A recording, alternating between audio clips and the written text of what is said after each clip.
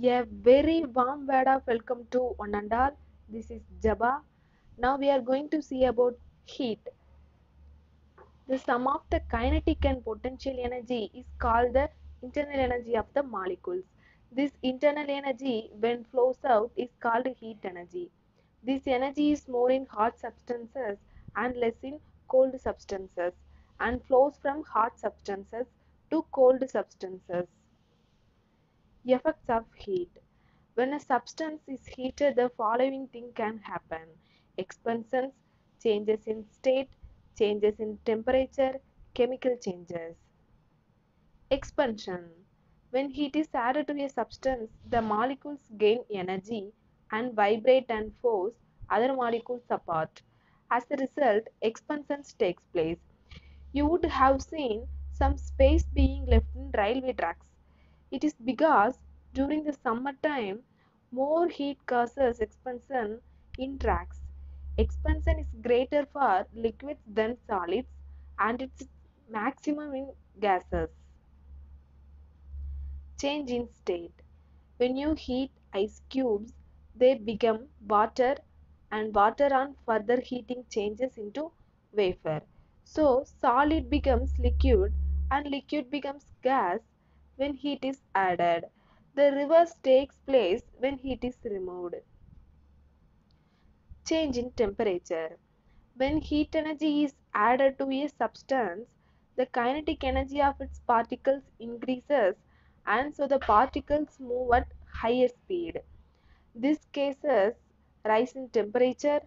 When a substance is cooled, that is, when heat is removed, the molecules lose heat and its temperature falls. Chemical change. Heat is a form of energy. It plays a major role in chemical changes. In some cases, chemical reaction need heat to begin, and also heat determines the speed at which reaction occur.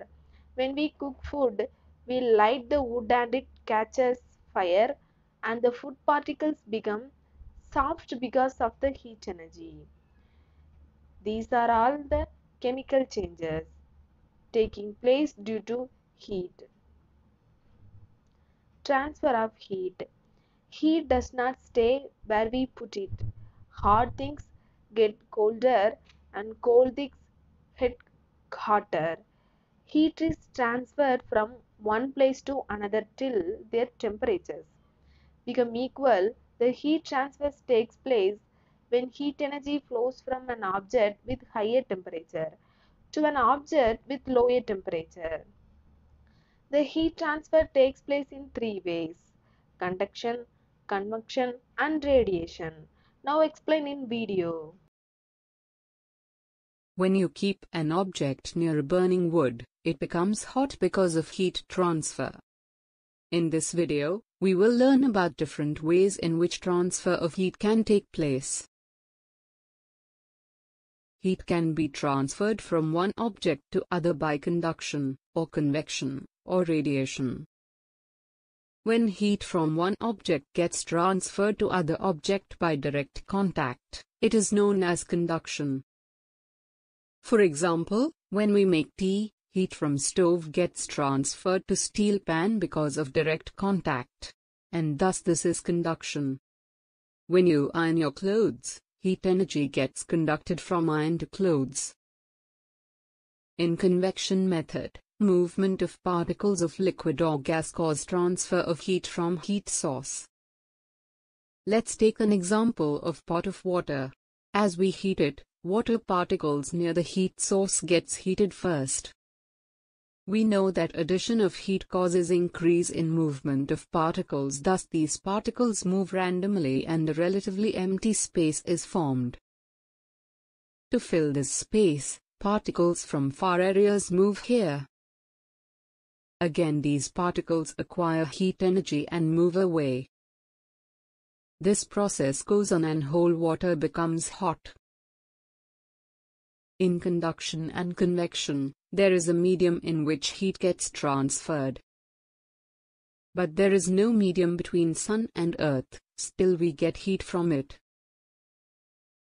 When heat transfer takes place without any medium, It is called radiation. You must have seen people sitting around the fire. Here too, heat is transferred in the form of radiation. In fact, every hot body radiates heat and becomes cold. Let's take an example of boiling water on a stove. From stove, heat conducts to pot as it is directly in contact. Due to convection, all the water particles receive heat. If you bring your hand very close to side of the pot, you will feel little hotness. This is because radiations coming from pot. Now explain the summary of heat transfer. Conduction. The process of transfer of heat in solids from a region of higher temperature to a region of lower temperature without the actual movement of molecules is called conduction. Convection is the flow of heat through a fluid from places of higher temperature to places of lower temperature by movement of the fluid itself. Radiation. Radiation is a method of heat transfer that does not require particles to carry the heat energy. Radiation can occur even in vacuum, whereas the conduction and convection need matter to be present. Radiation consists of electromagnetic waves traveling at the speed of light. Thus, radiation is the flow of heat from one place to another by means of electromagnetic waves.